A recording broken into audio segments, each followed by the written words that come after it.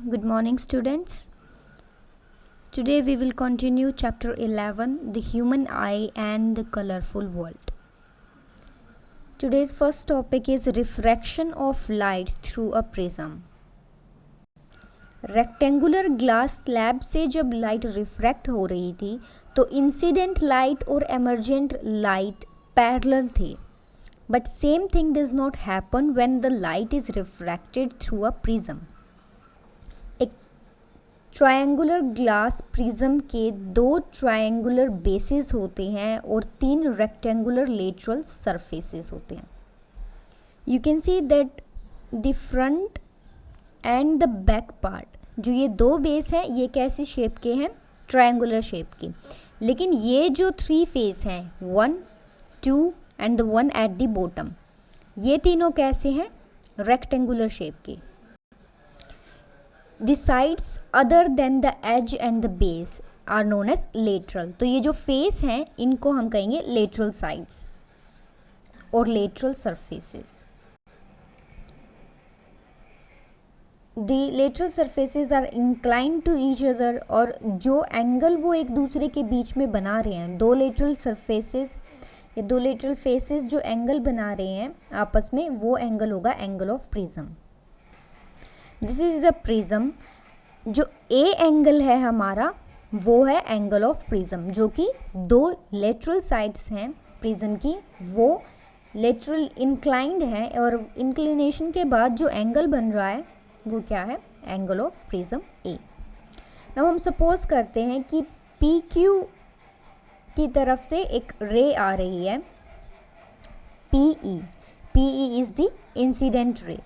सो ये incident ray normal के साथ एंगल बना रही है आई, एंड देन ये हो रही है रिफ्रैक्टेड रे हमारी है ई एफ.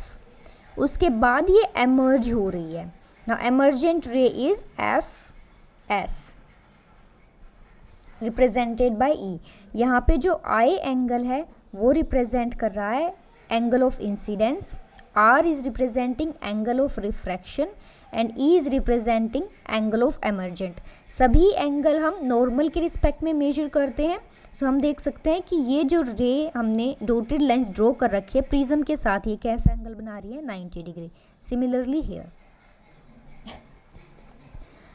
सो जब हम इंसिडेंट रे को एक्सटेंड करते हैं और हमारी एमर्जेंट रे को एक्सटेंड करते हैं बैकवर्ड, तो हम देखते हैं कि एक पॉइंट पर जाके ये मीट करते हैं. This point is G. Point G पर जो हमारा एंगल बनता है that is angle of deviation. यानी कि वो एंगल जिससे हमारी जो इंसिडेंट रे है वो अपने पाथ से डेविएट हुई है, शिफ्ट हुई है, वो एंगल है angle of deviation of a prism.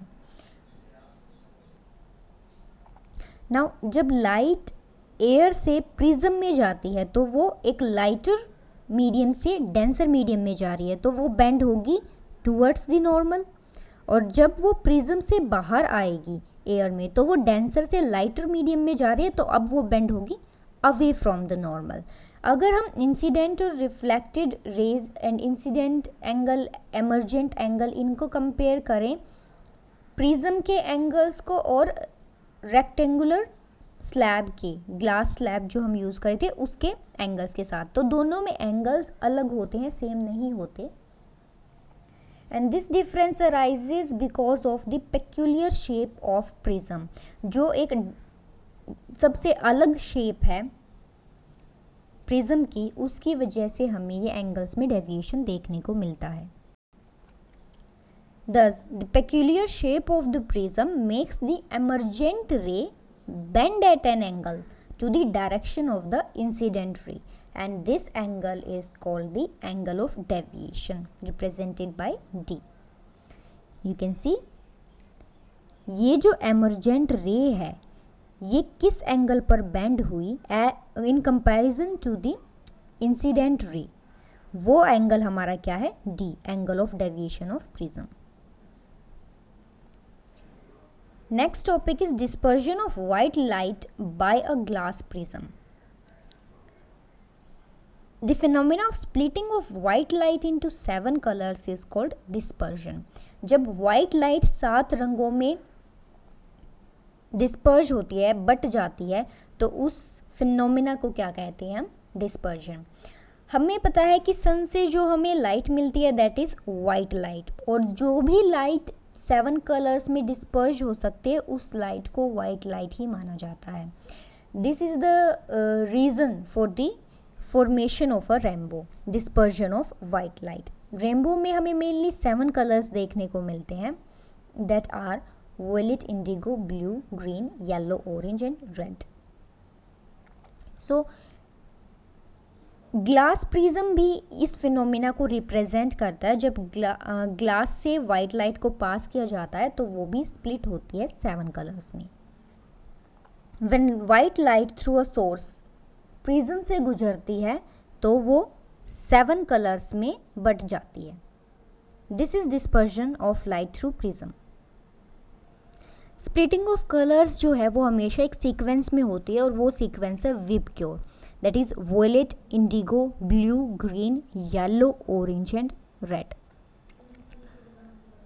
और ये जो बैंड ऑफ कलर्स है जो हमें मिलता है after splitting of white light, so ये बैंड, इसको हम कहते हैं स्पेक्ट्रम.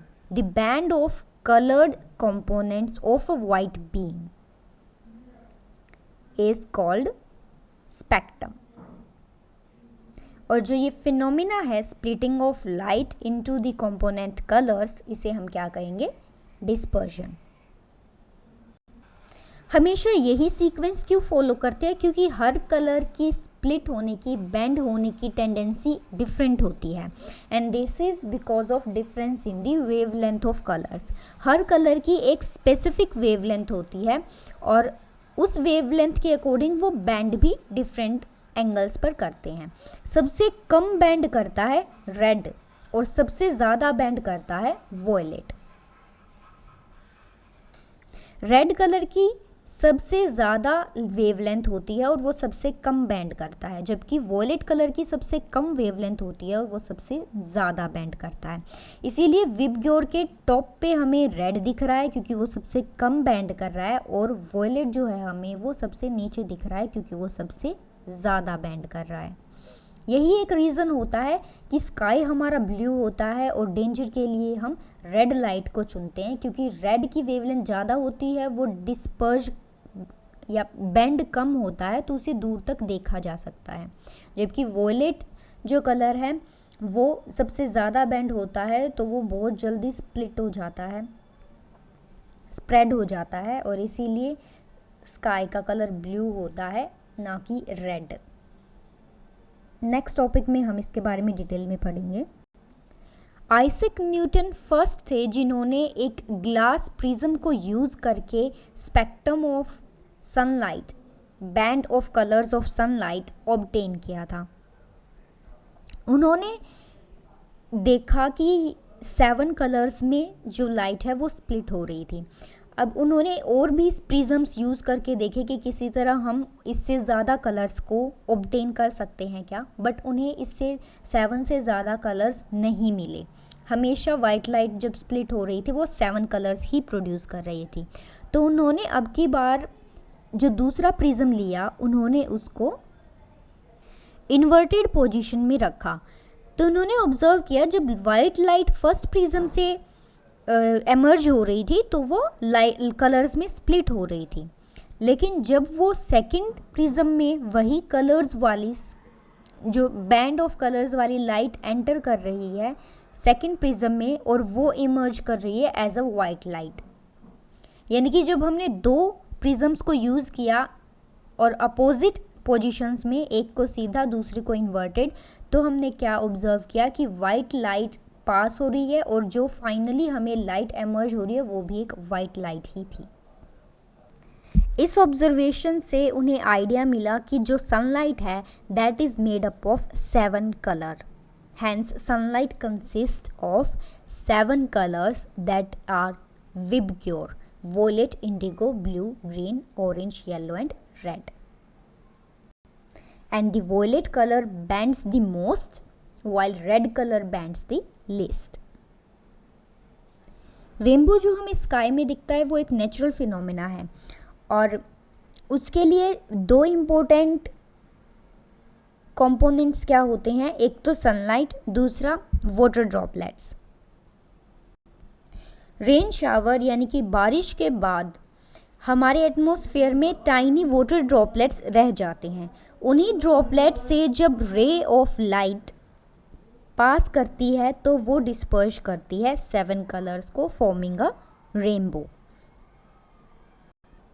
रेनबो हमेशा अपोजिट डायरेक्शन में होता है to the sunlight. Rainbow is always formed in a direction opposite to the sun. अब यहाँ पे जो छोटे टाइनी वाटर ड्रॉपलेट्स हैं वो प्रिज्म की तरह काम करते हैं। जब सनलाइट एंटर करती है किसी वाटर ड्रॉपलेट को, तो जब वो वाटर ड्रॉपलेट को एंटर करेगी तब उसका फर्स्ट रिफ्रैक्शन होगा।